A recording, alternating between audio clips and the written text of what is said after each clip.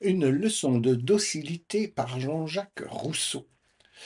Je m'étais chargé durant quelques semaines d'un enfant accoutumé non seulement à faire ses volontés, mais encore à les faire faire à tout le monde, par conséquent plein de fantaisie. Dès le premier jour, pour m'être à laisser ma complaisance, il voulut se lever à minuit. Au plus fort de mon sommeil, il saute à bas de son lit, prend sa robe de chambre et m'appelle. Je me lève, j'allume la chandelle. Il n'en voulait pas davantage. Au bout d'un quart d'heure, le sommeil le gagne et il se recouche, content de son épreuve. 2 jours après, il la réitère avec le même succès et, de ma part, sans le moindre signe d'impatience. Comme il m'embrassait en se recouchant, je lui dis posément: Mon petit ami, cela va fort bien, mais n'y revenez plus. Ce mot excita sa curiosité et dès le lendemain, voulant voir un peu comme j'oserais lui désobéir, il ne manqua pas de se relever à la même heure et de m'appeler. Je lui demandai ce qu'il voulait. Il me dit qu'il ne pouvait dormir. Il me pria d'allumer la chandelle. Pourquoi faire? Et je me tins quoi? Alors il se mit à courir étourdiment par la chambre, criant, chantant, faisant beaucoup de bruit, se donnant à la table et aux chaises des coups qu'il avait grand soin de modérer et dont il ne laissait pas de crier bien fort, espérant me causer de l'inquiétude. Tout cela ne prenait point, et je vis que, comptant sur de belles exhortations ou sur de la colère, il ne s'était nullement arrangé pour ce sang-froid. Cependant, je me lève sans rien dire, j'allume la chandelle, je prends par la main mon petit bonhomme, je le mène tranquillement dans un cabinet voisin dont les volets étaient bien fermés et où il n'y avait rien à casser. Je l'y laisse sans lumière. Puis, fermant sur lui la porte à clé, je retourne me coucher sans lui avoir dit un seul mot. Il ne faut pas demander si d'abord il y eut du vacarme. Je m'y étais attendu. Je ne m'en émus point.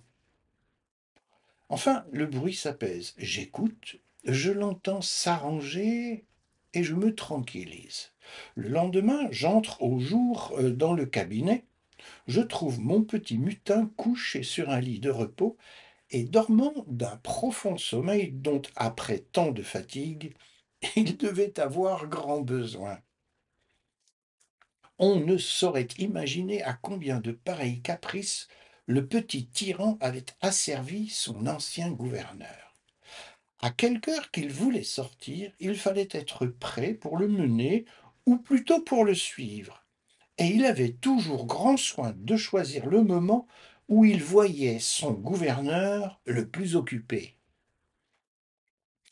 Il voulut user sur moi du même empire et se venger le jour du repos qu'il était forcé de me laisser la nuit. Le lendemain, il ne manqua pas de venir m'arracher à mon travail pour le mener promener au plus vite. Je refusai. Il s'obstina. Non, lui dis-je, en faisant votre volonté, vous m'avez appris à faire la mienne. Je ne veux pas sortir. Eh bien, reprit-il vivement, je sortirai tout seul, comme vous voudrez, et je reprends mon travail. Il s'habille, un peu inquiet de voir que je le laissais faire et que je ne l'imitais pas. Prêt à sortir, il vient me saluer. Je le salue. Il tâche de m'alarmer par le récit des courses qu'il va faire. À l'entendre, on eût cru qu'il allait au bout du monde. Sans m'émouvoir, je lui souhaite un bon voyage. Son embarras redouble. Cependant, il fait bonne contenance et, prêt à sortir, il dit à son laquais de le suivre. Le laquais, déjà prévenu, répond qu'il n'a pas le temps et qu'occupé par mes ordres, il doit m'obéir plutôt qu'à lui. Pour le coup, l'enfant n'y est plus. Comment concevoir qu'on le laisse sortir seul, lui qui se croit l'être important à tous les autres et pense que le ciel et la terre sont intéressés à sa conversation? Il commence à sentir sa faiblesse, il comprend qu'il va se trouver seul au milieu de gens qui ne le connaissent pas. Il voit d'avance les risques qu'il voit courir, mais l'obstination seule le soutient encore. Il descend l'escalier lentement et fort interdit. Il entre enfin dans la rue, se consolant un peu du mal qui lui peut arriver par l'espoir qu'on m'en rendra responsable. C'était là que je l'attendais. À peine avait-il fait quelques pas qu'il entend à droite et à gauche différents propos sur son compte. Voisin, le joli monsieur, où va-t-il ainsi tout seul? Il va se perdre, je peux le prier d'entrer chez nous. Voisine, gardez-vous-en bien. Ne voyez-vous pas que c'est un petit libertin qu'on a chassé de la maison de son père parce qu'il ne voulait rien valoir? Laissez-le aller où il voudra. Eh bien donc, que Dieu le conduise, je serais fâché qu'il lui arrivât malheur. Un peu plus loin, il rencontre des polissons à peu près de son âge qui l'agacent et se moquent de lui. Plus il avance, plus il trouve d'embarras.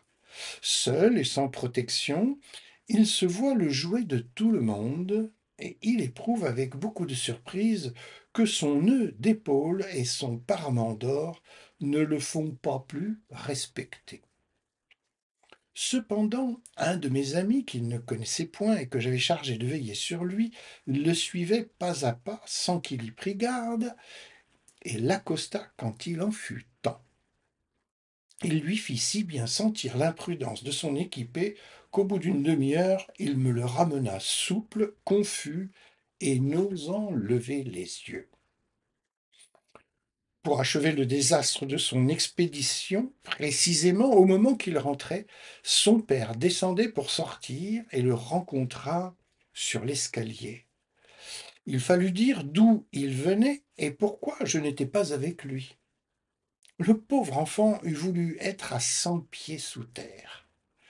Sans s'amuser à lui faire une longue réprimande, le père lui dit sèchement: quand vous voudrez sortir seul, vous en êtes le maître.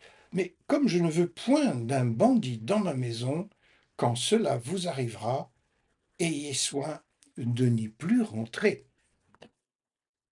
Quelle leçon pour ce petit gamin!